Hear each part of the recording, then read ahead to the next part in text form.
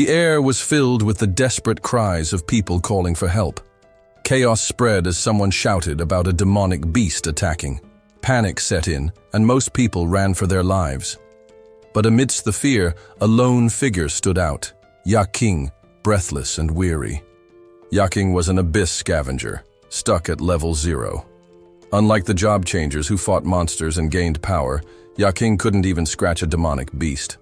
All he could do was scavenge the battlefield for leftover scraps, discarded loot, broken gear, anything of value. That was his survival. His system confirmed it. Yaking had failed to inflict any damage on the spirit wolf. As a level 0, society saw him as dead weight, useless, forgettable. Some even mocked him, calling him garbage. Now he was facing a white wolf, and his only defense, a crude wooden shield, had just splintered into pieces. The beast lunged, slashing into him, and Yaking was thrown to the ground. He felt it then, deep down, a gnawing truth. He was living like trash, but he clung to one fierce conviction: he would not die like trash. With that determination burning in him, Yaking pushed himself back to his feet. He fought with everything he had, and in a burst of effort and desperation, he finally managed a critical hit. The spirit wolf howled. Yaking had dealt damage. Just 1 point. But it was his first. Far away in G City, the sky was calm and clear.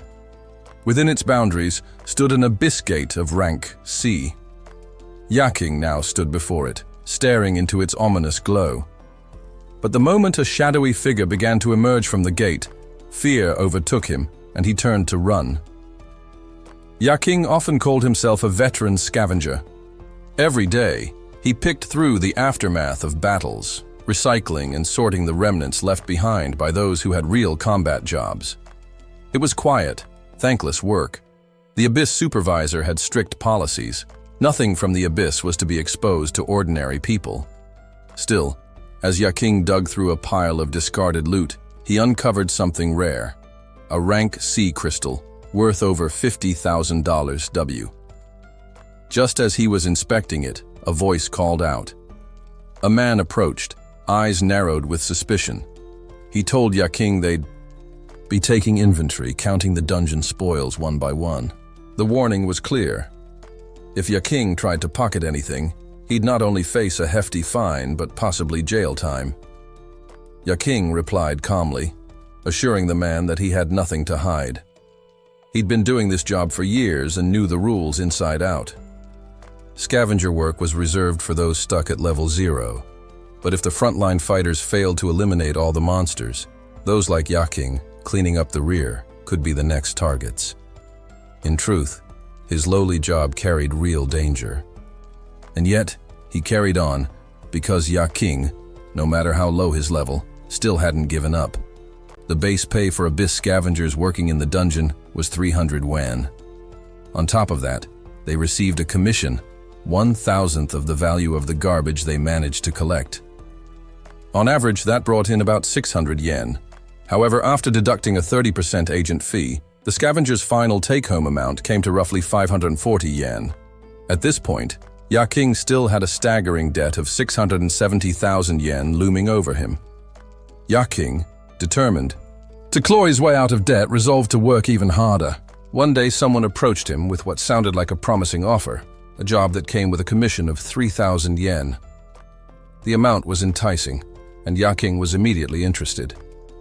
The man, wearing a yellow shirt and hat, invited Yaking to join the group, knowing full well that Yaking often vented about his financial struggles. Yaking's eyes lit up with enthusiasm, and he eagerly agreed to come along. Before long, he and a group of other ravine scavengers boarded a bus headed for a new destination. While on the bus, the scavengers began chatting about Shenfang City's central market. It was said to be a near-perfect replica of the ravine they normally worked in, and had been widely reported on in the news. Officially classified as an A-rank zone, it was infamous for its danger. The steep entry fees made sense. Many scavenger teams had met their ends there. Not a single person was rumored to have returned alive from the replica Abyss. One scavenger speculated that the whole operation might be another subcontract gig, and another quickly agreed, suggesting it was highly likely. Aside from the usual task of collecting debris left by job changers, this mission had another objective: retrieving equipment lost by a previous team. Some workers openly expressed their frustration with the powerful capitalists behind the scenes, calling them ruthless and heartless. They also questioned who had authorized the commercial monitoring of the ravine's location. Yaking, meanwhile, sat silently, listening intently to their conversation. Roughly 10 years ago, an abyssal gate had mysteriously opened, emerging from nothingness. From it came horrifying creatures that terrified the world. Humanity, unprepared, could do little but panic. Only the job changers, individuals with unique powers, could stand against the abyss monsters. These chosen fighters were able to inflict real damage on the beasts. After each monster's defeat, valuable items like magical crystals, strange weapons, and mysterious artifacts were often found. Since then, interest in the abyss had exploded. For many, it was as if humanity had stumbled upon a second new world, a realm filled with danger, yes, but also limitless potential.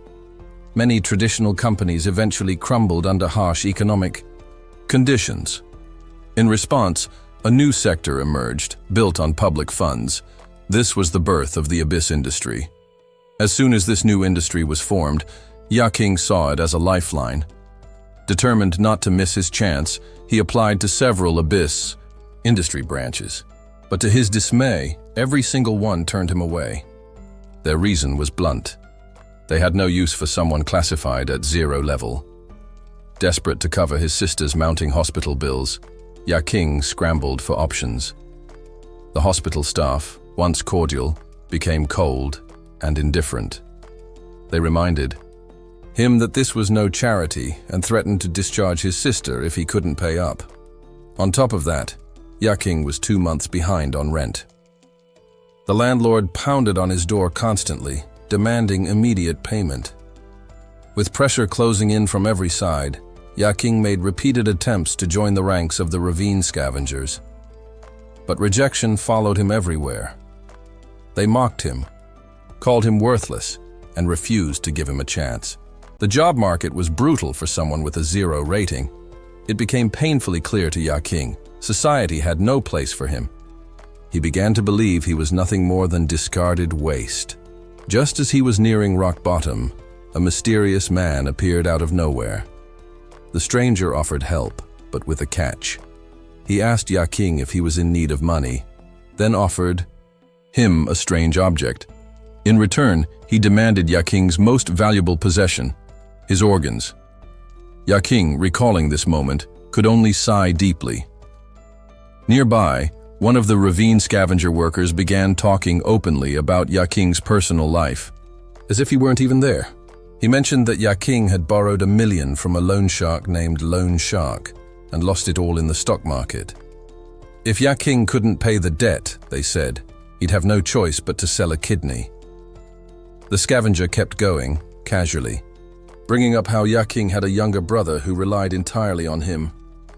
They painted a bleak picture of his life: crushing hospital costs, debt, hopelessness. Yaking remained silent, staring at the ground as their cruel words poured out.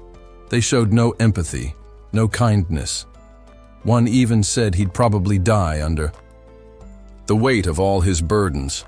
Another sneered, declaring that Yaking would never be more than garbage. Eventually, the scavenger team arrived at a replica of the ravine, deep in the heart of Shenfang City. A brown-haired man was already waiting when the group arrived. He immediately complained that the scavengers were too slow.